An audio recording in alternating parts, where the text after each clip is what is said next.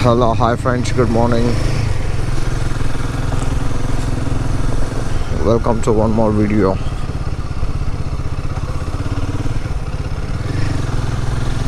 ಇವತ್ತಿನ ಪ್ಲಾನ್ ಏನಂತಂದ್ರೆ ಇವತ್ತು ಒಂದು special day. Today is special day to me in my life. That's why I planned something. ಅದಕ್ಕೋಸ್ಕರ ಇವತ್ತು ನಾವು ಬಿಜಾಪುರ ಹೋಗ್ತಿದ್ದೀವಿ. ಇವಾಗ ಬೆಳಗ್ಗೆ 6 ಗಂಟೆ 15 ನಿಮಿಷ ಆಗಿದೆ. ಗಂಗಾವತಿಯಿಂದ ಬಿಡಬೇಕು. ಇವಾಗ ಬಿಟ್ಟಿದ್ದೀವಿ ಜಸ್ಟು. ಬಿಜಾಪುರ ಇಲ್ಲಿಂದ 220 ಕಿಲೋಮೀಟರ್ ಇರೋದು ನಮಗೆ. ಬಿಜಾಪುರ ಹೋಗ್ತಿರೋ ಕಾರಣ ಏನಂದ್ರೆ ನೀವೇ ಮುಂದೆ ನೋಡಿ ನಾನು ಯಾಕೆ ಬಿಜಾಪುರ ಹೋಗ್ತಿದ್ದೀರ ಅಂತ ಗೊತ್ತಾಗುತ್ತೆ. ಇದು ಮುದ್ಗಲ್ ಬೈಪಾಸ್ ರೋಡಿಂದ ನಾವು ಬಿಜಾಪುರ ಹೊಡ್ತಿರೋದಾರ ರೂಟ್ ಇದು. ಇಲ್ಲಿ ಎಲ್ಲರೂ ಹೋಗೋದು ಬುದುಂಪ ಆ್ಯಂಡ್ ಕೃಷ್ಟಿಗಿ ಇಲ್ಕಲ್ ಆ ರೂಟಿಂದ ಬಿಜಾಪುರ ಸ್ಟ್ರೈಟ್ ವೇ ಅದು. ಬಟ್ ಇಲ್ಲೊಂದು ಸ್ವಲ್ಪ ಮುದ್ಗಲಲ್ಲಿ ಒಂದು ವರ್ಕ್ ಇತ್ತು. ವರ್ಕ್ ಮುಗಿಸ್ಕೊಂಡು ಮುದ್ಗಲ್ ಬಿಟ್ಟು ನಾವು ಇಲ್ಲಿಂದ ಇಲ್ಕಲ್ ಜಾಯ್ನ್ ಆಗಿ ಇಲ್ಕಲ್ಲಿಂದ ಬಿಜಾಪುರ ಹೋಗ್ಬೇಕು. ಏನಂದರೆ ಇದು ಸಿಂಗಲ್ ರೋಡ್ ಆಗುತ್ತೆ. ಸ್ವಲ್ಪ ಸ್ಪೀಡ್ಸ್ ಎಲ್ಲ ಹೋಗ್ಲಿಕ್ಕಾಗಲ್ಲ. ಚಿಕ್ಕ ಪುಟ್ಟ ಹಳ್ಳಿಗಳೆಲ್ಲ ಬರುತ್ತೆ. ದಾರಿನೂ ಸಾಗಲ್ಲ ಹಾಗೆ ನೋಡೋಂಗಿದ್ರೆ. Heavy road ಬೇಕಾಡ್ಸಿದೆ. ಹಾಗಾಗಿ ಆಲ್ಮೋಸ್ಟ್ 1 ಕಿಲೋಮೀಟರ್ನ ಕವರ್ ಮಾಡೋದು ಸ್ವಲ್ಪ ಟೈಮ್ ಹಿಡಿಯುತ್ತೆ. ಇದು 450 ಹೇಗಿದೆ ಅಂದರೆ ಸೆಟ್ ಆಗೋರಿಗೆ ಮಾತ್ರ. ಸೆಟ್ ಆದಮೇಲೆ ಫುಲ್ ಕ್ಲೀನಾಗಿ ಹೊಡಿಬೋದು ಗಾಡಿ. ಅಷ್ಟು ಚೆನ್ನಾಗಿದೆ ಗಾಡಿ ಇದು. ರೈಡ್ ಮಾಡಿದಾಗೆಲ್ಲ ಮಜಾ ಬರುತ್ತೆ ಗಾಡಿ ಇದು. ಏನು ಎಲ್ಲಾದರೂ ಪಾರ್ಕ್ ಮಾಡಿದಾಗ ಸೆಂಟರ್ ಸ್ಟ್ಯಾಂಡ್ ಹಾಕ್ಬೇಕಾದ್ರೆ ಮಾತ್ರ ಸ್ವಲ್ಪ ವೇಟ್ ಅನಿಸುತ್ತೆ ಬೈಕಿದು. ಬಿಟ್ಟರೆ ಉಳಿದಿರೋದೆಲ್ಲ ತುಂಬ ಚೆನ್ನಾಗಿದೆ ಗಾಡಿ. ರೈಡ್ ಮಾಡೋಕೆ ನಿಮಗೆ ಬೈಕ್ ಇಷ್ಟೊಂದು ಹೆವಿ ಇದೆ ಫೀಲೇ ಅನಿಸಲ್ಲ ನಿಮಗೆ. ಬಟ್ ನಿಮ್ಗೆ ಒಂಥರ ಫೀಲ್ ಕೊಡುತ್ತೆ. ಆ ಫೀಲೇ ಬೇರೆ ಆ ರೈಡ್ ಮಾಡ್ಬೇಕಾದ್ರೆ. ಇಲ್ಲೆಲ್ಲ ರೋಡ್ ಹೋಗಿ ನಡೀತಿದೆ.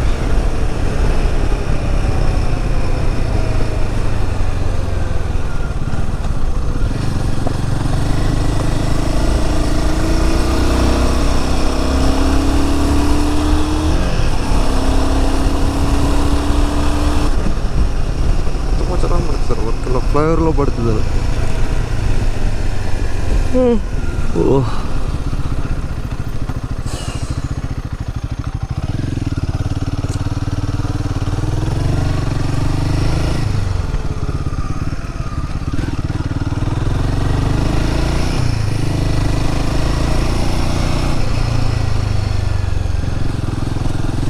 ಇವಾಗ ತಾನೇ ಬಿಜಾಪುರ ಎಂಟ್ರ್ ಆಗಿದ್ದೀವಿ.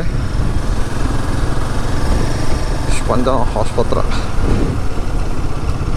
ಸೊ ಎಂಟ್ರೆನ್ಸಿಂದ ನಮಗೆ KTM ಶೋರೂಮ್ ಬಂದು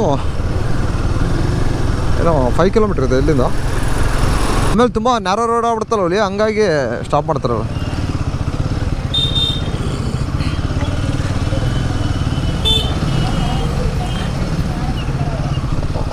ಇದು ನಮ್ಮ KTM ಶೋರೂಮ್. ಇವತ್ತಿನಿಂದ KTM ಫ್ಯಾಮಿಲಿ ನಮ್ಮದು. ರಕ್ಷಣೂ ಐತಲ್ಮ ಇಲ್ಲ ನೋಡಿ. ಏನು ಮಾಡ್ತೆ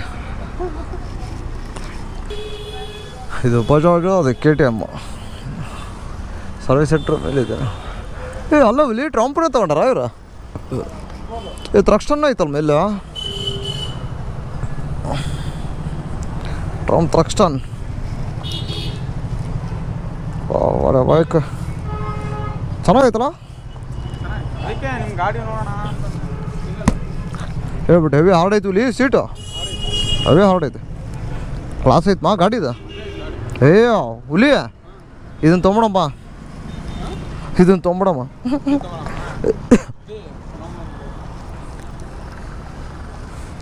ತ್ರಕ್ಸ್ಟನ್ ಮಜಾ ಐತಿ ಹುಲಿ ಗಾಡಿ.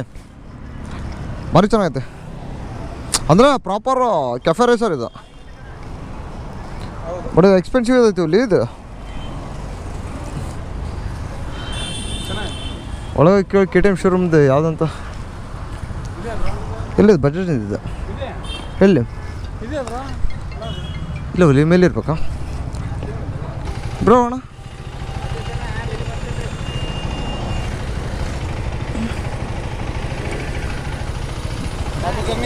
ನೀವು ಬರಲ್ವಾ? ಬಂದ್ರೆ ಭಾಳ ಚಲೋ ಇತ್ತು ಬ್ರೋ, ಹಂಗೆ ಮಾಡಬೇಡಿ. ಅಪರೂಪಕ್ಕೆ ಬರುತ್ತಾ ಏನ? ಮಿಸ್ ಮಾಡಿ ಮೀಟ್ ಆಗೋಣ. ಹಾಂ right, bye bro, bye, thank you. ಇವತ್ತು ಬಂದಿರೋ ವಿಶೇಷ ಏನಂದರೆ ಇವತ್ತೊಂದು ಸ್ಪೆಷಲ್ ಡೇ. ಅದರ ಪರ್ಪೋಸಿಗೆ ನಾನು ಇವತ್ತು ಬೈಕ್ ತೊಗೊಳ್ಲಿಕ್ಕೆ ಬಂದಿದ್ದೆ. ಬಿಜಾಪುರ್ ಅಡ್ವೆಂಚರ್ 390.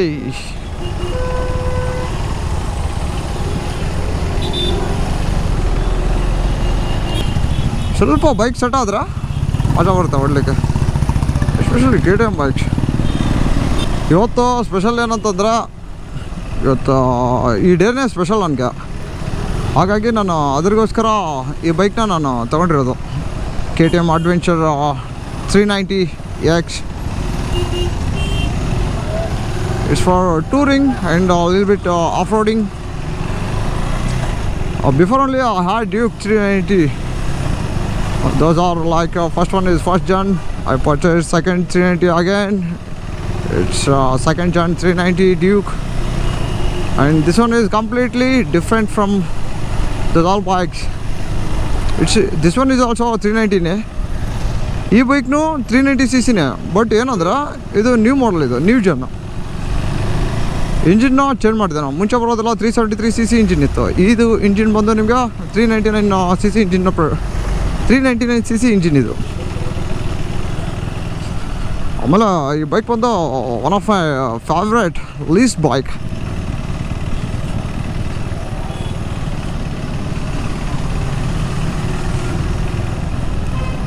ಮುಂಚೆನೇ 2 ಬೈಕ್ ಇತ್ತು ನನ್ನ ಹತ್ರ, ಡ್ಯೂಕ್ 390. ಅಗೇನ್ ಆ ಟೈಮಲ್ಲೆಲ್ಲ ADV ಎಲ್ಲ ಇದ್ದಿಲ್ಲ ನಾನು ಬೈ ಮಾಡಬೇಕಾದ್ರೆ. ಇವಾಗ ಬಂದಿರೋದು ADV ಬೈಕ್ಸ್ ಇದೆಲ್ಲ. ಸೊ ಹಾಗಾಗಿ ADV ಬೈಕ್ ತೊಗೊಂಡಿದ್ದೀನಿ. ಈ ಬೈಕ್ ತೊಗೊಳ್ಲಿಕ್ಕೆ ನಾನು ಬಿಜಾಪುರ ಬಂದಿರೋದು. ಬೈಕ್ ಒಂಥರ ಇದೆ, ಸೊ ಸೆಟ್ ಆಗ್ಲಿಕ್ಕೆ ಟೈಮ್ ಹಿಡಿತೆ. ತುಂಬ ಲಾಂಗ್ ಡೇಸ್ ಆದಮೇಲೆ ನಾನು 390ನ ರೈಡ್ ಮಾಡ್ತಿರೋದು. Long days, long years. But full light ಇದೆ ಗಾಡಿ. ವಾವ್, ಫುಲ್ ಲೈಟ್ ಇದೆ. ಥ್ರೋಟಲ್ ಕಂಟ್ರೋಲ್ ಏನಿದೆ ನೋಡಿ, ಸೈಕ್ ಇದೆ.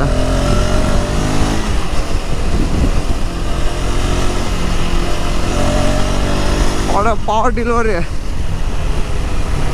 All day. ನಾನು ಆಡೋ ಆಟಕ್ಕೆ ಇದೇ ಗಾಡಿನೇ ಬೆಸ್ಟು.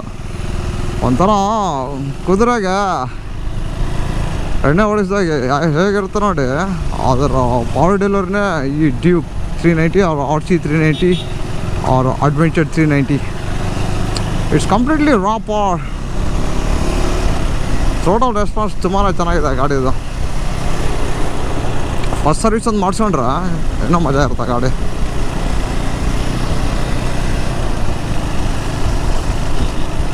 ಆಮೇಲೆ KTM ನನಗೆ ಪರ್ಸ್ನಲಿ ಇದ್ರ ಪವರ್ ತುಂಬ ಇಷ್ಟ. ಇದನ್ನು ಮಿಸ್ ಮಾಡ್ಕೊತಿದ್ದೆ, ಈ ಪವರ್ ನನಗೆ ಸಿಕ್ತು return. I came back. But ಆ ಇನಿಷಿಯಲ್ ಪಿಕಪ್ ಏನಿದೆ ನೋಡಿ, ಅದು KTMಲ್ಲಿ ಯಾವತ್ತೂ ಮಿಸ್ ಆಗೋಲ್ಲ ನಿಮಗೆ. ಆ ಪವರ್ ಡೆಲಿವರಿ ಹಾಗೆ ಇರುತ್ತೆ. Feel, especially that feel.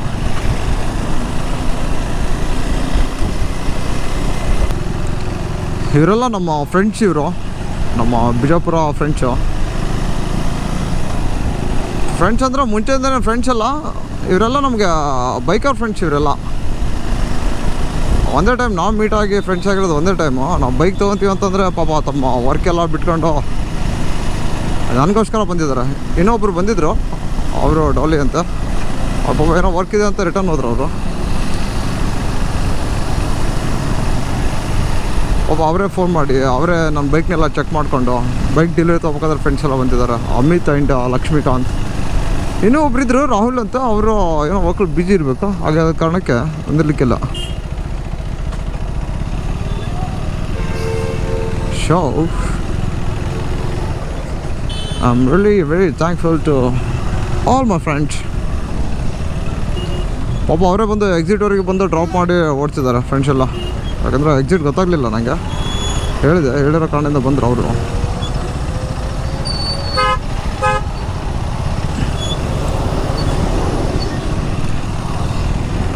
Amit ಅವ್ರನ್ನ ಹೊಸ ಬೈಕ್ ತೊಗೊಳ್ಳೋ ಪ್ಲಾನಿಂಗ್ಸಲ್ಲಿದ್ದಾರೆ ಅವರು.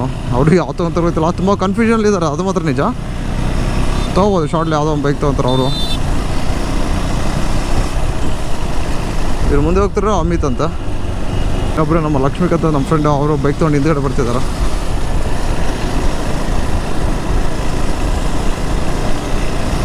ಇವಾಗ ತಾನೇ ಕುಷ್ಟಗಿ ಬಿಟ್ಟು ನಾವು ಗಂಗಾವತಿಗೆ ಹೊರಡ್ತಿದ್ವಿ. ನಮ್ಮ ಹುಡುಗ ನಮ್ಮ ಫ್ರೆಂಡ್ 450 ತೊಗೊಂಡು ಬಂದಿದ್ದಾನೆ. ನಾನು ನನ್ನ ಬೈಕ್ನ ರೈಡ್ ಮಾಡ್ಕೊಂಡು ರಿಟರ್ನ್ ಹೊರಡ್ತಿದ್ವಿ. ಇನ್ನೂ ಊರಿಗೆ ತೊಗೊಂಡು ಹೋಗಿ ಗಾಡಿಗೆ ವಾಟರ್ ಸರ್ವಿಸ್ ಮಾಡಿಸಿ ಪೂಜೆ ಮಾಡಿಸ್ಕೋಬೇಕು. ಅಲ್ಲಿ ಪೂಜೆ ಮಾಡಿಸೋಣ ಅಂದ್ಕೊಂಡ್ವಿ ಶೋರೂಮಲ್ಲಿ. ಅಲ್ಲಿ ಆಗಲಿಲ್ಲ, ತುಂಬ ಲೇಟ್ ಆಗಿಬಿಡ್ತು. ಶೋರೂಮಲ್ಲಿ ಡಾಕ್ಯುಮೆಂಟೇಷನ್ಸ್ ಅದೆಲ್ಲ ಇತ್ತು, ಸೊ ಹಾಗಾಗಿ ಲೇಟ್ ಆಯಿತು. ಅಪ್ ಟು ಫಸ್ಟ್ ಸರ್ವಿಸ್ ಆಗೋವರೆಗೂ ಗಾಡಿ 80 ಕ್ರಾಸ್ ಮಾಡಬಾರ್ದು. 60, 70, 80 ಅಷ್ಟರಲ್ಲೇ ಕ್ರೂಸ್ ಹೊಡಿತಾ ಹೋಗಬೇಕು. ಯಾಕೆಂದರೆ ಇನ್ನೂ ಇಂಜಿನ್ ಸೆಟ್ ಆಗಿರಲ್ಲ. ಸೊ ಹಾಗಾಗಿ at a time high speeds ಎಲ್ಲ ರೈಡ್ ಮಾಡ್ಬಾರ್ದು. ರೈಡ್ ಮಾಡಿದರೆ ಆಮೇಲೆ ನಿಮಗೆ ಅದು ಪ್ರಾಬ್ಲಮ್ ಆಗುತ್ತೆ ಬರ್ತಾ ಬರ್ತಾ. ಅಟ್ಲೀಸ್ಟ್ 1 or 2 ಸರ್ವಿಸ್ ಆದ ನಂತರನೇ ನೀವು ಇದ್ರದ್ದು ಔಟ್ಪುಟ್ಟನ್ನು ನೀವು ತೊಗೋಬೋದು.